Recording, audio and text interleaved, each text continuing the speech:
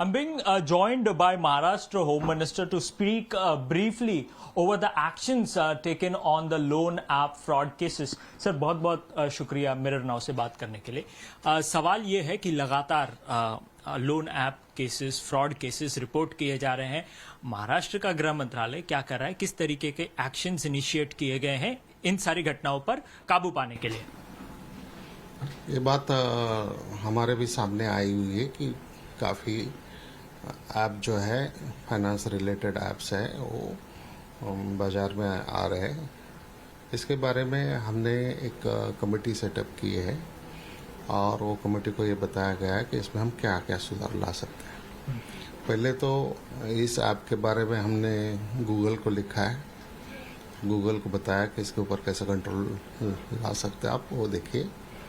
दूसरी बात यह है कि हमने गवर्नमेंट ऑफ इंडिया को भी लिखा है, आरबीआई को भी लिखा है और उनको भी ये बात ध्यान में ला दी गई है कि ऐसे ऐसे लोगों की चीटिंग हो रही है, तो इसमें हमको तुरंत एक्शन लेना जरूरी है। और तीसरी बात यह है कि हम अभी हमारे स्टेट लेवल पे क्या इसमें कार्रवाई कर सकते हैं, इसके बारे में कोई एक मीटिंग हमने रखी है।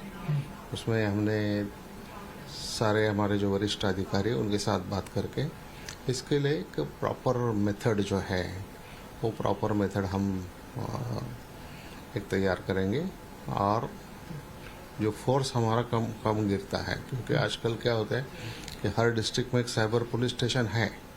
मुंबई में 4 साइबर पुलिस स्टेशन है, लेकिन ये हमारे जो साइबर पुलिस स्टेशन जो है वो खुद कम काम करते हैं और वो उनके पास आई हुई complaint near by police station को ट्रांसफ़र कर देते हैं। तो उससे जब तक हम एक्सपर्ट लोग इसमें नहीं मिलेंगे तो ये कुछ होने वाला नहीं है, तो उस दिशा में हम काम करें। सर, सबसे बड़ी समस्या जो मेरी बात होती है, आईपीएस अधिकारियों से बात होती है, बहुत सारे साइबर एक्सपर्ट से बात होती है, सबसे बड़ी समस्या ये है कि हमारे पास कोई स्ट्रिंजेंट लॉ नहीं है इस पर काबू पाने के लिए। तो क्या इस विषय को लेकर के भी सरकार चर्चा करेगी, प्रयास करेगी कुछ ऐसे कायदे? और सबसे बड़ी कठिनाई आप लोगों के लिए क्या आती है, मतलब आप खुद भी एडमिनिस्ट्रेशन में?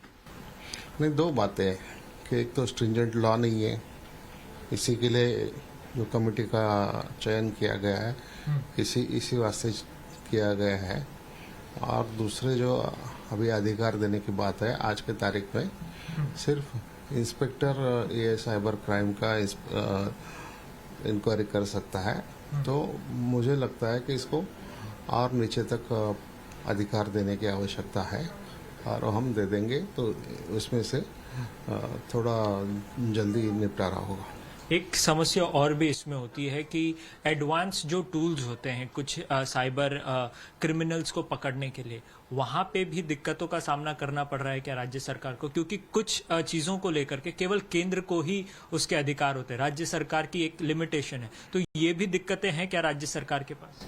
नहीं, राज्य सरकार के सामने ऐसी तो दिक्कतें हैं। मेरे तो हिसाब से चाहे केंद्र सरकार हो या राज्य सरकार हो, इसमें बहुत ज़्यादा अधिकार किसी को भी नहीं है इसको कंट्रोल करने के लिए। तो इसके लिए केंद्र सरकार ने भी एक अलग से कानून लाना चाहिए। महाराष्ट्र सरकार भी उस दिशा में सोच रही है। It's a very serious concern in Mumbai. Multiple FIRs being filed in regard to this fraud loan apps. Let's go across to Sandeep, who's tracking all the developments for us. Sandeep, what kind of complaints have people been coming forward with?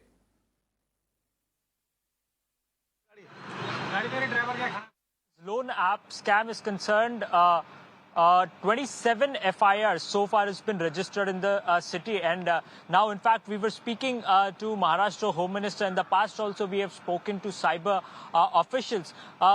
The modus operandi of these criminals are, they lend you money for in such kind of loan apps for 2,000 rupees, and they may demand you around 20,000 rupees and 2 lakhs of rupees by morphing your images, by taking all the permissions of the of your cell phones and taking all the personal details of yours. So they will take all the details from you, they will morph your image, and then they will blackmail you to circulate these images to your friends. And in many of the cases, people have, the criminals have in fact circulated the morph images, and many of the victims have committed suicide. So you can understand the seriousness of this kind of crimes and how people are now being harassed. Now, speaking over the same issue, Maharashtra Home Minister Dilip Walse Patil stated that, and he acknowledged that fact that in the state of Maharashtra, apart from that, even in the country, we don't have any stringent laws to act against